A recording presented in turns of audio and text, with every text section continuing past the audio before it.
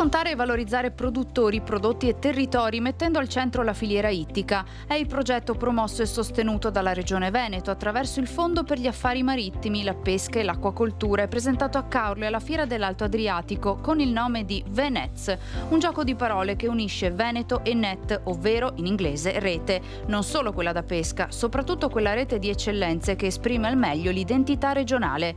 6 le organizzazioni di produttori ittici chiamate a raccolta dal Polesine a Chioggia, da Caorle a Pila e Venezia per rappresentare un modello concreto di filiera corta sostenibile. Sono assolutamente la nostra punta di lancia, sono coloro che per primi ci rappresentano nelle fiere, nei mercati nazionali e internazionali, sono coloro che rappresentano l'eccellenza della produzione veneta. Il fatto che il sistema veneto della pesca e dell'acquacoltura si presenti unito attraverso le proprie OP e attraverso il sistema delle cooperative, dei cogevo, insomma tutte quelle articolazioni che lo governano, rappresenta un punto di forza e un elemento di sistema.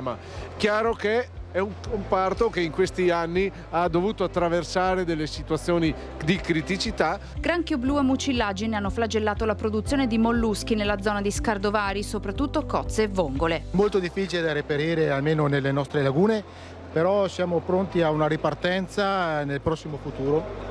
Già nei primi mesi di quest'anno dovremo ricominciare a pescare nelle nostre lagune questo prodotto che era un'eccellenza delle nostre zone. Prodotti d'eccellenza con caratteristiche uniche come le ostriche rosa del Delta del Po. Un allevamento di ostriche rosa unico in Italia per tipologia di allevamento, è un sistema unico appunto che va a riprodurre una marea artificiale dove sappiamo benissimo che non ci sono escursioni, con un impianto ecosostenibile ad impatto ambientale zero. Andiamo praticamente a sfruttare energie rinnovabili, fotovoltaico ed eolico, e andiamo noi a simulare una marea. I produttori hanno saputo strutturarsi e realizzare anche prodotti innovativi. Un pescatore può anche diventare imprenditore, come? Cercando ovviamente di fare una serie di investimenti, cercando di trasformare il proprio prodotto fresco, andiamo a trasformare i nostri prodotti ittici. In che modo? Mettendoli chiaramente in queste scatoline. Ovviamente possiamo parlare di canestrelli bianchi a mezzo guscio, aperti,